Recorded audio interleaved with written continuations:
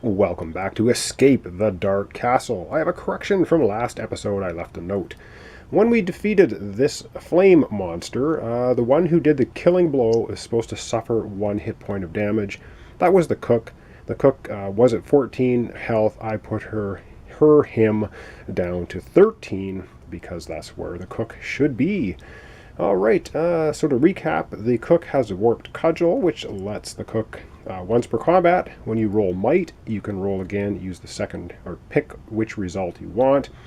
The abbot has a decayed blade, which lets him do exactly the same thing, but this time with wisdom. He also has the fury shard. When you roll a double in combat, you can roll a second time and apply both results. That's pretty awesome.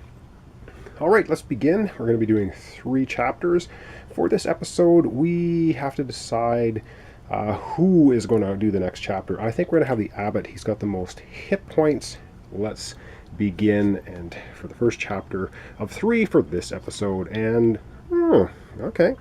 Looks like a blacksmith or something. I'm just going to zoom in on this card and we're going to take a look. Okay, it says, in this sweltering chamber, a blacksmith is forging a sword. He is so absorbed in his craft that you spot an opportunity to steal from him. As a group, we have to choose one option. We can move on. It's not worth the risk. Turn the next chapter card, or we can steal. Nominated player, try and roll cunning in 1 attempt. If you succeed, you relieve the blacksmith of some of his wares before slipping away. Draw 2 item cards. Failure, you're caught red-handed. The blacksmith turns his hammer on you. Each player loses 2 hit points as you retreat. Yeah, no, I don't. The only one who has any chance of cunning is the cook. She only has 2 sides of the die have cunning on it. That's a 1 in 3 chance. Which is not fantastic. They both have a weapon that works really well with them. I don't think we want to risk taking 2 damage each. So you know what? I think we're going to wimp out, and we're just going to turn the next chapter. We're going to move on. It's not worth it. It's not worth getting damage. We want to get to the end. We want to take on the boss.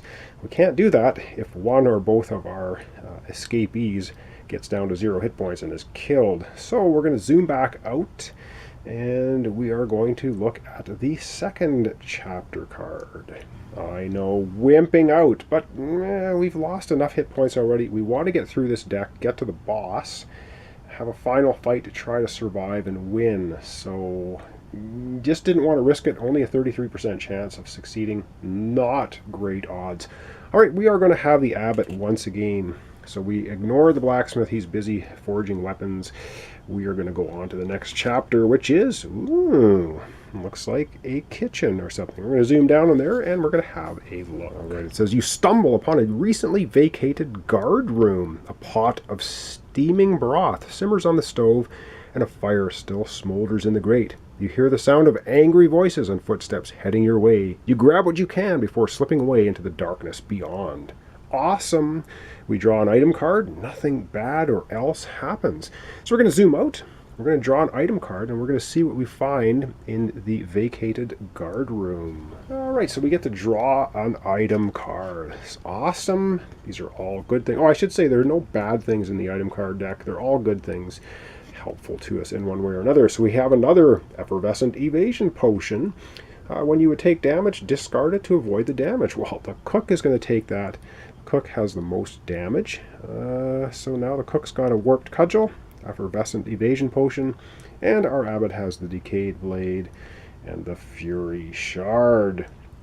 Wow, this is going very quickly. But like I said, I will only do 3 chapters per video, so I apologize if this one's really short. It looks like it might be, but we still have 1 more chapter card to do, and once again we will have the abbot with the most health doing the next chapter, which will be, oh man, looks like we will be fighting this time.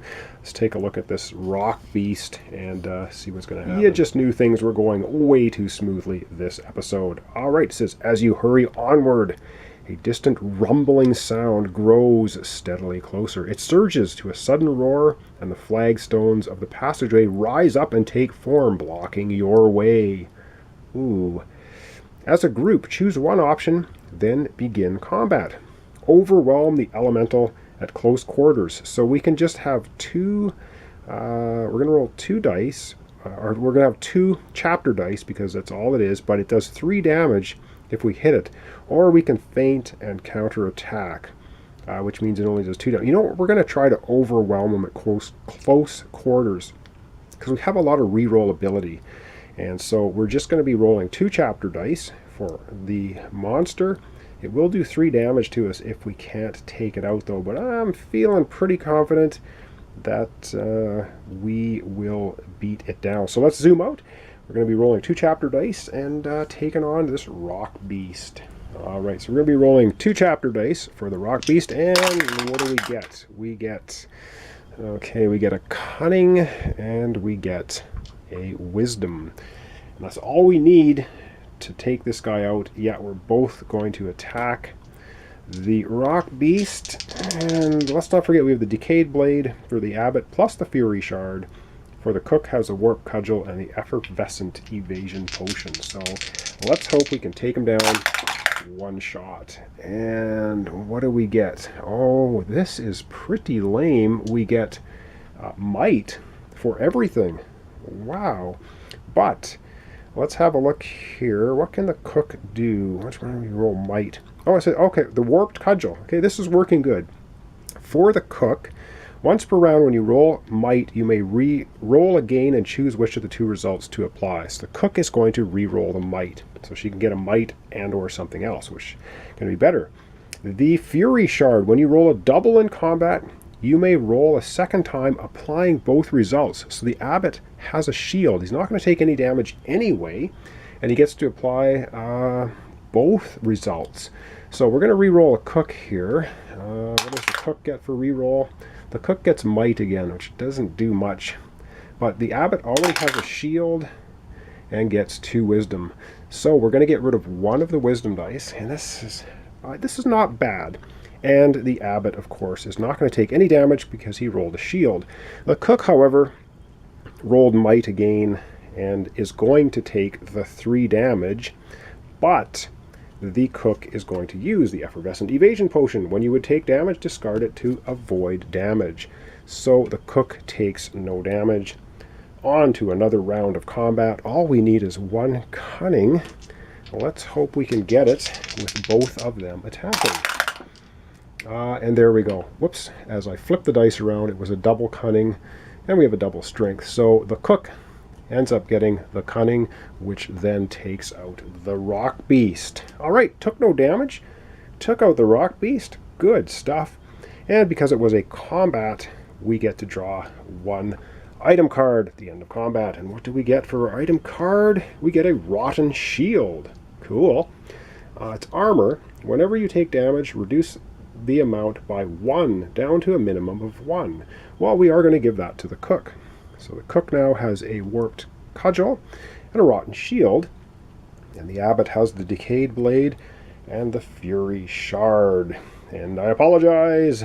That's going to be the end of the episode for today. So I hope you're enjoying it. This is Escape the Dark Castle. We're doing a solo version, which I guess looks very similar to a 2-player version, with the exception that, of course, with solo, you have to use 2 players, 2 characters, and you must decide who is opening the door at the beginning. But you would be doing that in a 2-player anyway, so they're very, very similar. So thanks so much for watching along. Once again, this is Escape the Dark Castle. We are playing with the abbot, the cook. We're trying to escape, of course. There's a boss monster at the bottom of the 15-card encounter deck that we are going through, if we live that long. And if we can defeat the boss in a final battle and have both of our characters remain alive, we'll win and escape from the Dark Castle. So thanks so much for watching along. Thanks for your comments, your subscriptions, and your likes. Really appreciate it. And I'll see you in the next episode.